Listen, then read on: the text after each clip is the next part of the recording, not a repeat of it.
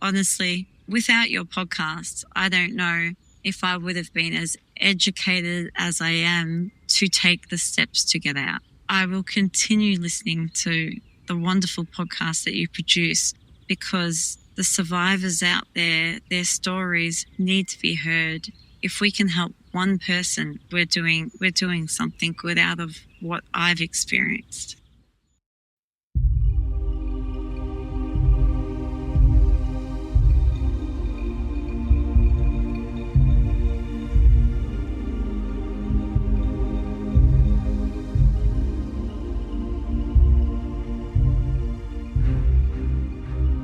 The When Dating Hurts podcast is gaining listeners from around the world. The latest count is 104 countries. A recent search said this podcast provides critical insights into dating violence and intimate partner violence through interviews with survivors, counselors, law enforcement, and parents of victims. When Dating Hurts covers the entire spectrum of dating abuse, helping listeners understand warning signs and how to detect unhealthy relationships.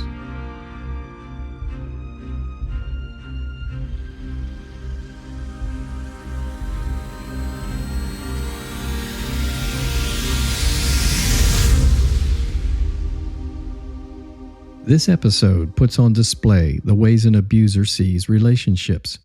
This was written by someone who has closely studied abusers over 2 decades. Understand, what you will hear is based on actual abusers. The thoughts expressed come from true stories. But the voice that you will hear, no matter how real it sounds, was actually computer generated. Let's listen. Here's another episode, which is about what's on the mind of your everyday garden variety serial abuser. I hope this grabbed your attention. Okay, focus. I need your mind to focus. This is important. I represent what an abuser would tell you if an abuser spoke here on this podcast. Let me be clear. I am what you could call a composite made up from paying attention to the tactics of all kinds of abusers. The tactics are the tricks abusers play on their targets. But, get this. I am not a real person. Let me try to explain. I am not an AI robot. Everybody wants to call everything that didn't come from a human an AI. I am not an AI. A real, living, breathing human being wrote what I am saying right now. It was not born out of a software program that's spitting out words and ideas. These words were written by a human, like you. Someone sitting at a computer hitting keys, making words. But my voice is computer generated. That's the only artificial part. So, think of me as channeling thoughts an abuser might tell you if an abuser told you the truth. Now, there are your standard everyday narcissists, your overt narcissists, and your covert narcissists. With overt narcissists, you know they are narcissists because they practically flaunt it in your face.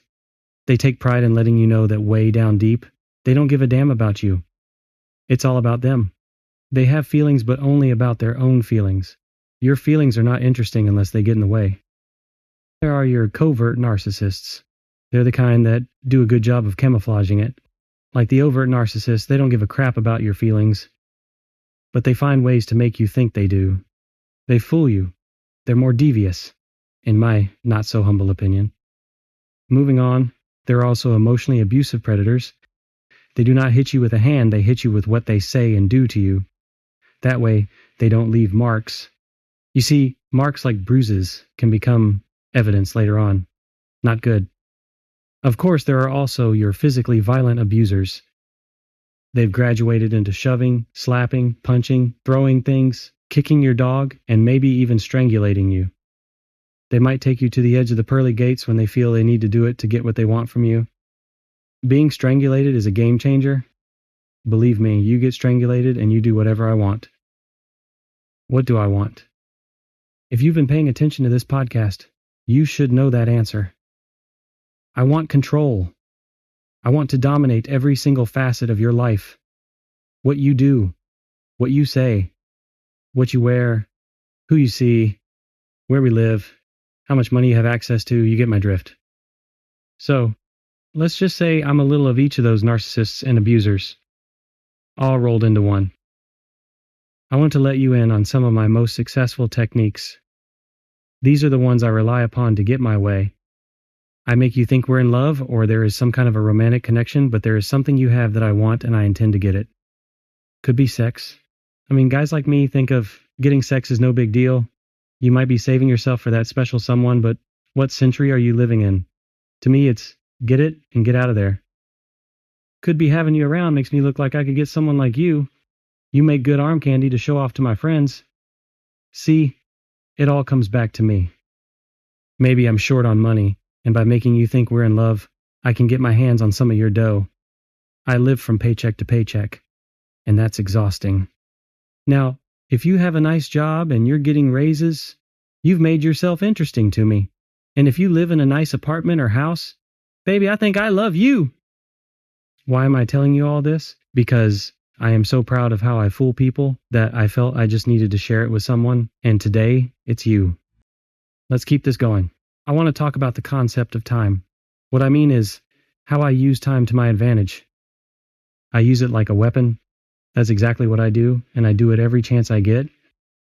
I speed things up when it helps me get my way, or I slow things down depending on what I'm trying to accomplish. Here are some easy examples so you get what I'm talking about. Let's say I want you to decide about something important, and I know you usually like to take your good old time, weigh all the possibilities, and get your thoughts put together, then you decide, or you put off making a decision. That doesn't work for me. I already know what I want you to decide. So, then I will improve the chances of me getting what I want if I move you along quickly. I will give you barely enough time to think. I will pressure you and push you. And let me add, in my mind, I already made your decision for you. And I told you what I wanted you to decide. So, the sooner you come along, the better it feels for you. Moving you fast increases the chance of me getting my way. Hell, it's no different from a car salesman. They're in the business of selling cars, not in the business of sitting and having a big conversation with you. It's not a talk show. It's a car dealership. They sell cars. Selling cars is how they make their bread. They want you in and out. So, get to the point. The other side of the time coin is when I slow things down. If I don't want to do something, I make it seem like I do want to do it, but just not right now. I might say I'd like to do it one day in the future. As far as I'm concerned, what she wants is up ahead but just over the horizon. If it never happens, so much the better.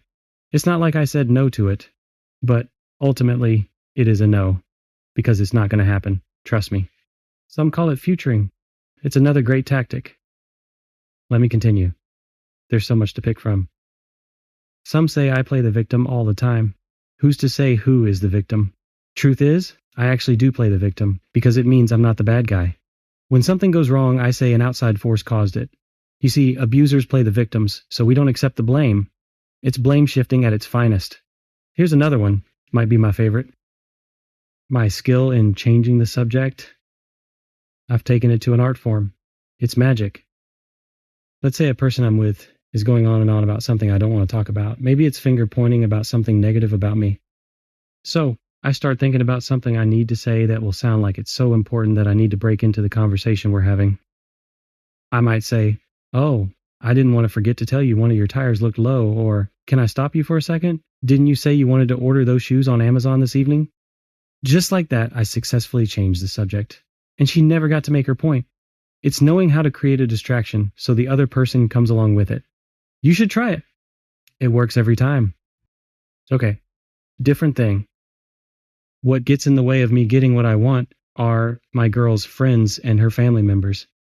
So I undermine them every chance I get. I will make fun of them. I will tell my girl how stupid they are. I will say either I don't like them or they don't like me. I want them around as little as possible. There is no upside to having these people in my girlfriend's life.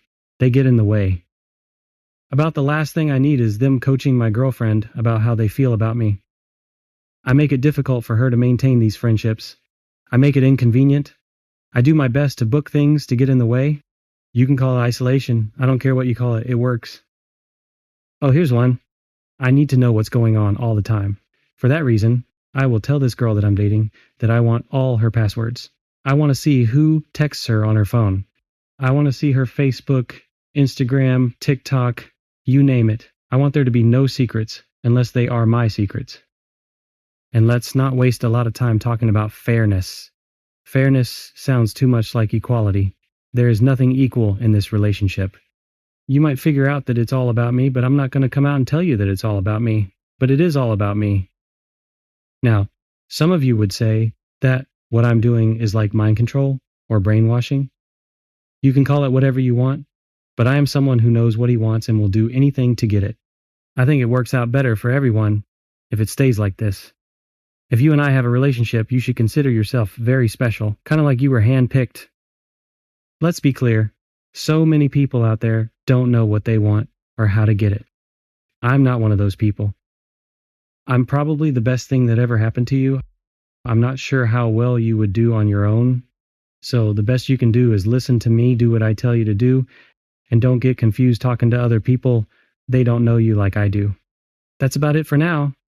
I have shared with you some of the things I do that make me feel good about being me. Give me credit for figuring out what works for me. You might think there is something wrong with me, but I will tell you something. I don't feel that way, and I never will. We hope this episode was helpful. We want you and those you care about to recognize abuse and abusers right away. Because the longer a person remains in an abusive or unhealthy relationship, the more difficult it will be to break free. Thank you for listening to the When Dating Hurts podcast. Subscribe and receive life-saving information from experienced individuals who are freely offering it to you. If you have a survivor story you want the world to hear and will help the many thousands who are listening, please write me at billmitchell@whendatinghurts.com. That's billmitchell@whendatinghurts.com. Storytelling is a sure way to enlighten others while bringing new feelings of freedom from abuse to yourself. Hi, it's Bill. I'm proud to say the When Dating Hurts podcast is part of the Evergreen Podcast Network.